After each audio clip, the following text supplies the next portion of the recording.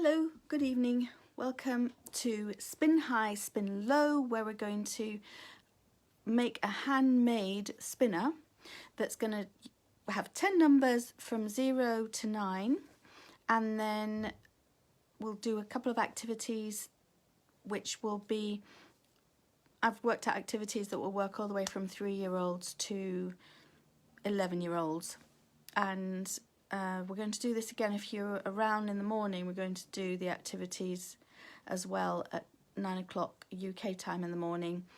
If you're west of here, then now's your opportunity to do it. So what we're going to do, I'm just going to share this quickly on the group. I have to wait for the live to become live. It's quite frustrating, really. Hello, live. Can you come live, please, so I can share it? If Zoom's not always working for me, so if the Zoom doesn't come up, then I have to share it, actively share it. And for that, it has to come up.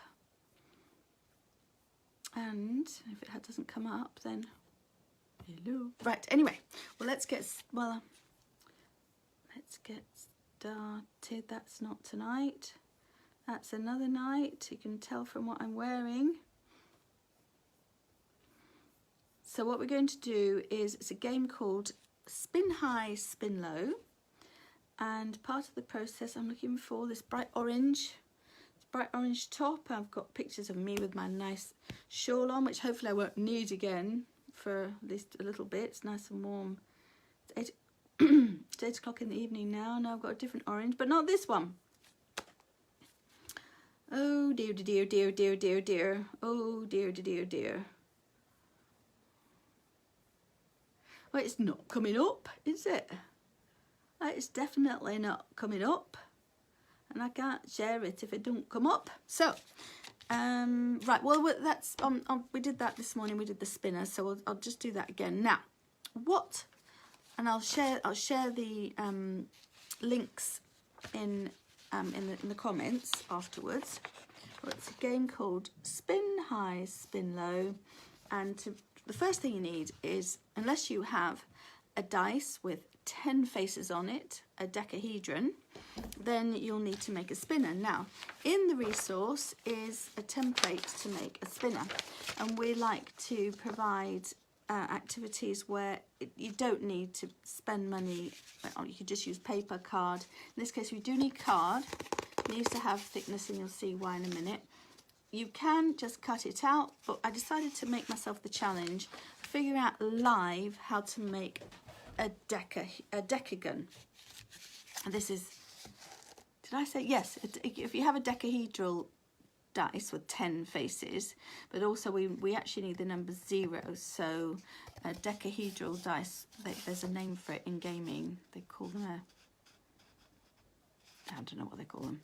They have special names for dice. I'm sure somebody out there is screaming, I know the name. Oh, here we go. If I do that, it says it's now live. Now I can share it. Woohoo! Here we go. I'm going to share it. How exciting. Get to share it. Share, share, share. Share. Ooh, share on a story. That's exciting. All these modern fangled things. Send in messenger. More options. Maybe more options. Share in a group. Share to a group. Yes, we want to share to a group. Excuse me. I'm just going to... Okay, share to a group. Oh, there we go. Share to that group. And then the other thing I want to do is, that says it's shared. That's lovely. Oh, I'm supposed to say something about it, but no, didn't do that. And now, if I can, I'm going to share now, public. Share to your story. Do you think it'll share to me, or will it share to back onto the share to my timeline? Okay, now I've got to work out about messages.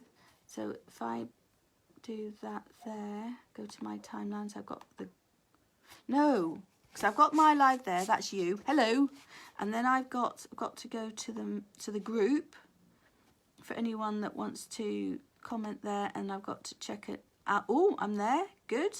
So I can check out comments there. I can check out comments on the group when it eventually comes up. Right, okay, I've got comments. Now, so the activity is, we did learn to do, we did the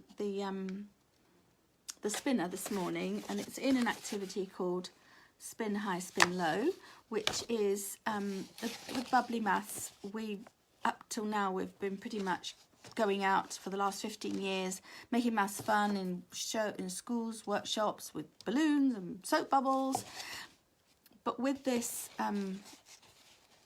these interesting times, we've been collaborating for years with Aiming High with AIMSEC, that provides really high quality professional development for teachers in Africa. And they've got a lot of resources online which are really easy to read and really easy to follow. Hi, Helen. And so what we're doing is we're creating videos and basing our lives, a lot of our lives, on this. So you can cut out the Decagon. It's on the resource. It'll be, hi Malcolm, how are you? Good to see you. No bubbles tonight, sorry. Oh, that's Helen as well. We've got 2 bubblers on. That's interesting. So we can cut those out, but I'm actually going to... So this morning, this is it. This is what happened. I did live without having planned it in advance. I decided, oh, you know what? Instead of cutting it out, because it's got to be on a piece of cardboard, if I can show you, I decided to ad-lib and draw, not freehand exactly, I used a ruler, but I made a magnificent mistake. I don't know if you can spot my magnificent mistake, but that's okay, because that's how we learn. Now I know that the method I used to draw a decagon isn't as, yeah, I'll let you work out what I did wrong. So let me see, I'm going to use a ruler. This is a very haphazard method, FYI. So that was, I don't know what I did this morning. That's 96. So what I did is I measured this one. I decided I was going to do my best guess. That's not 96 at all. That's 98, which is, no wonder it was wrong.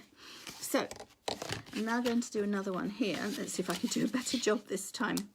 Now I've since, by the way, found a really nice way of doing it, but I'm going to do that as a separate video for YouTube. Oh, well, why not? I could do it as a live as well. Why ever not? Now, this is the these two. If you note it, well, I'll let you work out why I'm doing it this way. That this is,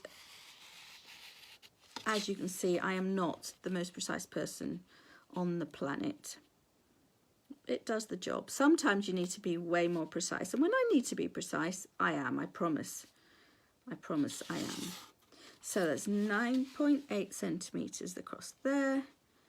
9.8 centimetres across there. I hope. 9.8 centimetres. And then that doesn't look exactly right, but anyway. Now, I've now got 2, so that's my first 2, and I've got those other markings, but they'll just we'll live with those. So now I've found the middle, so I can go 9.8 centimetres. So if it's 9.8, that's 4.9 on either end. So that's not right, that's 9.8 there, and that's the other end, and it's going to go, this was 3 centimetres, oh, ish. That's interesting. That's too long.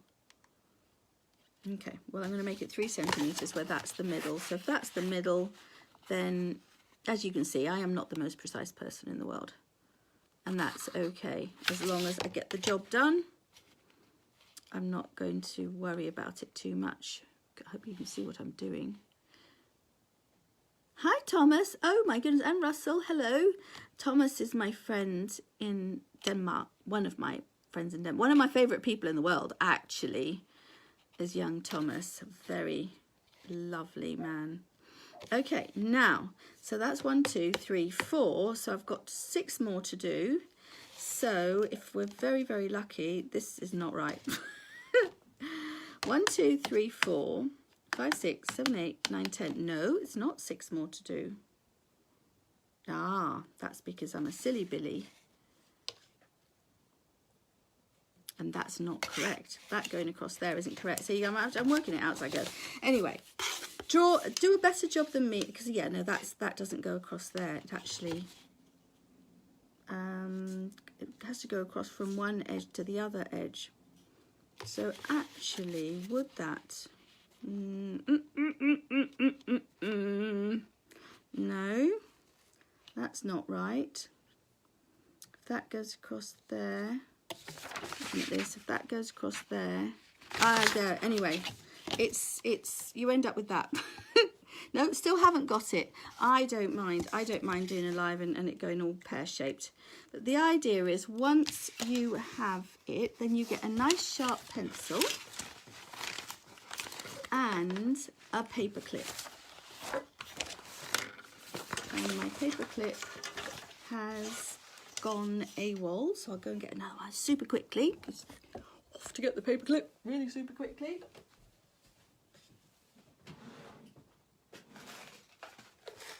Oh, let's keep it. I had a nice bright green one, so I thought that was quite nice. Hi Claire. Oh my goodness. Oh dear, I'm in trouble now. Claire, I'm doing one of my lives. I don't know if you've actually seen any of the others. Claire is a lot more knowledgeable than I am. She's a real teacher. I'm not a real teacher. My mission in life is to make maths fun, and I'm privileged to be able to use the resources and help promote AIMSEC that does that wonderful work in Africa. Claire's a proper teacher. So if you have any feedback, Claire, it is most welcome, I promise. Oh, bless. I love Claire. I need to see each other. Well, obviously not right now, but I definitely need to see Claire. Right, I'm going to aim this. Oh, sorry, paperclip. Is this a paperclip? Yeah, it's not a stapler. Yeah, paperclip, that's it. So what you do is you straighten it out like that. So you can use any piece of wire as long as it can be rigid. Paper clips are extremely convenient. And now, and you put that there, and you get a pencil, and you stick it. That's why we stick it on the cardboard, so that you actually make a hole in the centre, and you force it in, and then you put the paper clip on, and you, oops, don't spin it quite so hard as that. Boing, spin it round, and I have scored a 4. So that's the essence of it. I made a lovely Decagon this morning. I still haven't worked out how to do it, but I have a way, and I will do a video of that one for another time. So we spin the spinner, and you can also do it with a die. You could do it with 2 dice, and there you go. You need to use 2 dice, but eliminate anything that goes over 9. And then what you want is I got it all. I don't know what I do. I get it all ready before the live, and then everything goes to pot. So you can make a sheet of paper. So if I show you the Reese's, I keep moving bits of paper and then putting other bits of paper on top. So you want to make this. So for young children, very young children, it's all about the sizes of numbers, and then it gets more complicated as you get older. But for really young children, what you can do is simply spin the dice and write down the 4 numbers that come out. You can take it in turns, and the person who gets the highest, or you can have 2. Each of you has 4 numbers, and you each put down 4 numbers. And I'm talking about young children that are working up to number 10.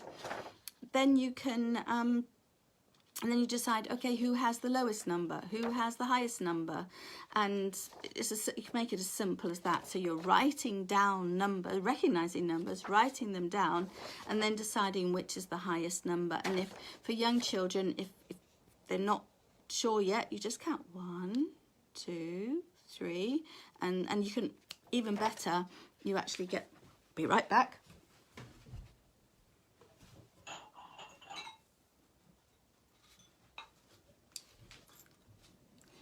Even better is you actually represent the counting with objects. It doesn't have to be 1, two, let's say you had a number 3, 1, 2, 3. So you can see that there are 3 things in the bowl. So that's for very young children. And as they get older, they don't need to count quite so carefully to 3, go up to 20. Like my grandson, he's now learning numbers 10 to 20, and it's not just learning the numbers. It's not enough to just count. It's to represent the numbers with things so that there's a meaning to each number. There's a wonderful resource in Enrich called the 8ness of 8, and somebody else talks about the 5ness of 5, that actually means something to make sure they get the number sense right. So then as they get older, you can do 2. So with 2, now the game, this is where the game gets interesting. So you spin the spinner and you get a 5, and you decide, okay, we're aiming for this game, we're aiming either for the highest or the lowest number. You decide whether you're going to go for the highest or lowest. Now you've thrown a 5. Do you put the 5 there or there? What's going to get you the best chance of getting a high number?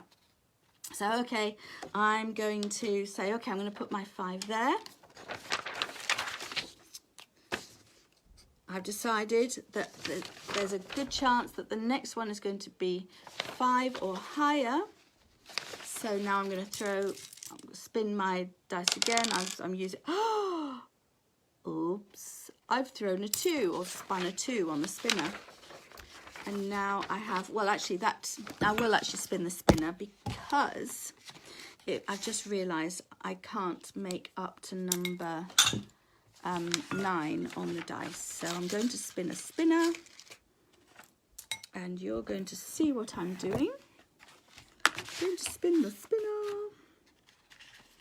and oh, 3. Huh, it's a little bit better, but not much better. So now we've got 35. Had I chosen the numbers the other way around, I would have ended up with a larger number. Having said that, everybody can have as many people as you like playing this. You can have a whole class playing it. You can have a bunch of people on Zoom playing it. You can make this a family game. We're having family gatherings on Zoom. We're playing with my grandson. We're playing battleships and all kinds of things by using paper on either side, and that this can be done with a bunch of people. And in order to include the younger children, you can keep the numbers low, and the whole point of it is to have the conversation, so it's all good. And so that's with 2 numbers. You can do it with 3 numbers, and then the original one with 4 numbers, which it can be done, as I say, individually. Oh, there it is. For very young children, or make it 4, 5, as many as you like, squares across, and it's all about deciding where to put each digit in order to come up with the highest number, the lowest number, the number nearest to 1,000, whatever the challenge you want to make it.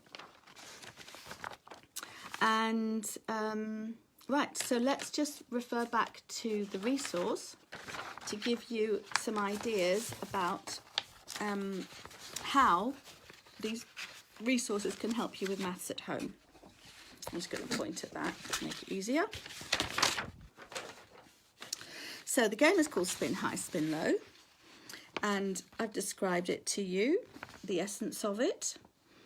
And as it says, for a group, any number of players can join in. You could have 100 people playing this game. It'd be like bingo. The one with the highest number wins. The one with the one that nearest, you can target 673 if you want, and the one that has the one closest to the target number wins. And so yes, so there's one result. One person spins. There's one result. Everybody uses the same number. So you'd get lots of. If everyone was using the same number, the same 4 numbers, then you would get lots of people getting the same results. You wouldn't have one winner, but you could have people that that you'd have. There are quite a few different combinations if you're using 4 numbers. There's lots of different options. Everyone writes their own down. After 4 spins, the player closest to the target scores a point. And if lots of people score if they have the same number, then they all score a point, and that's it. And then and yeah, there's lots of different ways you could make up your own rules and have enjoyable times, and it can be done through the internet in this day and age. And so it's about helping with place value. It's about getting, it's not just the fiveness of 5, it's also the thousandness of 1,000, and the hundredness of hundreds, and the tenderness of tens, and the singleness of digits. And also, and where this is doubled up is it also deals with probability. So you're placing the digit in the place you think is most likely to give you or give you the best chance of getting the highest number or the lowest number or the number nearest 1,000 or whatever number you choose. And yeah, so you're saying, well, okay, I'll put it here because I think I might get a better number. And what did I get? A 3, which would have been fine if we'd have been looking for a lower number. And in terms of what are called generic competencies, which is a very pedagogical term, it's about thinking mathematically flexible. It gives you, it's all that agility. It's it gives you agility with numbers. It gives you agility with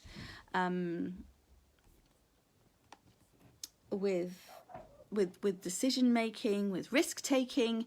Risk taking is actually quite a large, an important factor of an important aspect of mathematics, because you have to make a decision and take action on something, and you don't know if it's right or not. And one of the things you can talk to your learners about is point out the fact that the high-end mathematicians, the ones who are really, really, really clever and experienced, they actually don't know the answer. In fact, nobody knows the answer to a lot of the problems that they're working on. Once they get to a certain level, nobody knows the answer because they're not interested in finding answers to questions that everybody knows the answer to already. They're interested in discovering things that are new, that nobody knows. So this is when mathematics really becomes interesting, and you maintain that. Hi, Aneta, and you maintain that throughout your whole maths career. If you get that early and keep it, then it's a gift. Then you're not. It isn't about, did I get it right? No, that's not where maths is interesting. Maths is interested in the process, where it's fun. Where the game is in working out, is going through the workings out and developing the understanding. That's where maths is really fun and engaging and interesting. So it's applying the knowledge in one topic based around a different topic, and it's developing life skills, making decisions. Thinking about probability helps you make good decisions in life. There are resources for home learning, and also the language, using the correct language, and it's all on the resources here. Instructions to make your own spinner, and lots of other links to resources on the website. But I will put those on the link below as soon as I've finished. I'm just going to see if we've actually got. Oh, thank you, Claire. I love Claire. So I don't know how many people are still actually watching, but thank you very much for joining us, Helen, Malcolm, Russell. Please do share. I'll also put a link to the group. We're creating a group. The idea is to help parents who are struggling at the moment with maths at home. Now, this is also an ongoing problem. Right now, it's a critical problem. So I just decided I was going to jump in and start doing these lives. So they're still a bit haphazard and random, I'm afraid. Not random, because I've got a bit of a curriculum, or a bit of a schedule, but it's not. I'm not a polished presenter on doing lives because it's not something I've been doing in the past. So please bear with me. I'm just checking to see if there's anyone else I'm supposed to say hello to before we end the live. I don't see any other comments or people that's on the group, and I don't see it on there. So yeah, I think I said hello to everyone. Which, oh look, somebody else has come on the group. So the group is called Making Maths Fun for Kids of All Ages. So please do join that group. And or if you don't need to join it yourself, please share it. Let other people know about it. That would appreciate some resources. We've got our own resources. We've got our own lives, and we're getting some lovely people sharing resources. A lady came on and shared a resource on dyscalculia, and a very interesting app that a young person made, which is rather gory, but I left it on there because if he's as a 10-year-old finds it relatable and engaging to learn the times tables, or practice the times tables, then I guess other 10-year-olds might find it engaging and relate to it, and takes all sorts. Who am I to judge? So I do appreciate people sharing ideas and resources on the group. And then we've also got 2 YouTube channels now. We've got the Bubbly Maths one, where all of these lives will go on there as well. And then we've got the Maths Toys YouTube channel, and those we're putting videos on there that are more formal. They're all connected. Each video is connected. Formal, I mean, hopefully they're fun, but they're formal as in they're connected. There's one video per resource that's on the Aiming High website, so you can have a look. I should put the links to those as well. I didn't do that this morning, so I'll put the links to those as well. Thank you for joining, and 9 o'clock tomorrow will be on again. Then 8 o'clock tomorrow night we've got James Tanton. Well, I'm going to do the clapping and then come on just after the clapping. I'll do the clapping live on the group. Yes, I'll do it live on the group so that the people on the group know. And then James Tanton will be on. And James Tanton is doing the amazing James Tantonness with fractions, how to fold a tie in thirds, and lots of lovely ideas he's got with fractions. And then on Friday night at 8 o'clock, we've got Steve Sherman. We've got 9 o'clock every morning, but that's usually me. Steve Sherman's on this Friday. And then, oh yes, Monday nights is Some Sort Night. So it's a resource that you can order on eBay from a friend of mine that developed it, and it's like dominoes. It's similar principle to dominoes, but there are like hundreds of ideas of maths games that you can play with it. And the lovely Stuart Barber, my friend Doody, will be sharing those on a Monday night till we stop. Whatever we can do to help. And please do send in comments, share. Hi Wendy, I'm just about to finish. So please do share and let other people know that this resource is here. This the Making Maths Fun group is where everything's consolidated, and the YouTube, so we can help as many people as possible during this. Take a breath and breathe during these interesting times. No, it's okay, Wendy. No need to apologise. It's okay.